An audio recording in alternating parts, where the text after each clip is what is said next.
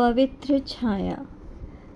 बात बहुत पुरानी है। एक संत के परोपकारी निस्वार्थी स्वभाव की चर्चा सुनकर कुछ देवदूत स्वयं उसे देखने धरती पर आए। उन्हें आश्चर्य था कि कोई व्यक्ति किस तरह इतना निस्वार्थ परोपकारी हो सकता है। उन्होंने धरती पर आकर देखा, सचमुच संत सबसे बेखबर अपने स्वभाव अनुसार परोपकार में लीन है। एक गंध बिखेरते फूल की तरह या प्रकाश बिखेरते तारों की तरह न फूल को इस बात की खबर होती है कि वह सुगंध बिखेर रहा है और न तारों को कि वह प्रकाश कर रहा है। संत की दिनचर्या दो शब्दों में इस तरह कही जा सकती है कि वह देता था और भूल जाता था।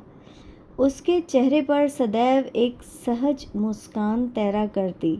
परोपकार की भावना से उसका मुखमंडल दीप्त रहता। देवदूतों ने ईश्वर से कहा, प्रभु, इस संत को चमत्कार दिखाने का वरदान दे दीजिए। ईश्वर ने कहा, ठीक है, पूछो वह क्या चाहता है। अतः देवदूतों ने संत से पूछा, क्या आप चाहेंगे कि आपके स्पर्श मात्र से लोगों के रोग दूर हो जाएं? नहीं, संत ने उत्तर दिया, मैं चाहूँगा कि प्रभु ही यह कार्य करें। तो आप चाहेंगे कि कुमार्गियों को सद्मार्ग पर लाने की शक्ति आपको मिल जाए? नहीं, यह कार्य तो देवताओं का है। मैं तो केवल प्रार्थना करता हूँ, लोगों का हृदय परिवर्तन मैं नहीं करता। तो आप धैर्य की प्रतिमूर्ति बनना पसंद करेंगे ताकि आपके सद्गुणों के प्रति लोग आकर्षित हों। इससे ईश्वर की महिमा बढ़ेगी। नहीं, संत ने फिर जवाब दिया, यदि वे मेरी ओर आकर्षित होंगे तो ईश्वर से विमुख हो जाएंगे। प्रभु की महिमा और तरीकों से भी जानी जा सकती है।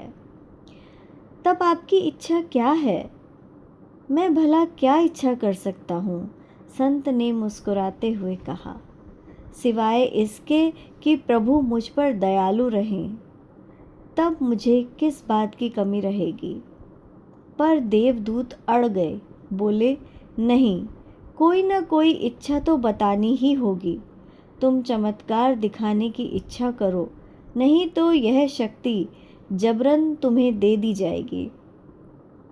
ठीक है, तो ऐसा कीजिए कि मैं सबका भला कर सकूं, पर ऐसा करते समय मैं स्वयं इस बात को न जानूं। देवदूत असमंजस में पड़ गए। उन्होंने आपस में परामर्श किया, फिर एक योजना बनाई कि जब भी संत की छाया उसके अगल बगल या पीछे की ओर पड़े तो उससे लोगों के दुख दर्द रोग शोक आदि दूर हो जाएं। इससे संत को पता भी नहीं चलेगा। और फिर ऐसा ही हुआ। अब संत की छाया का प्रभाव चमत्कारी हो गया। जिस मार्ग पर वह चलता, आसपास की धरती हरी भरी हो उठती।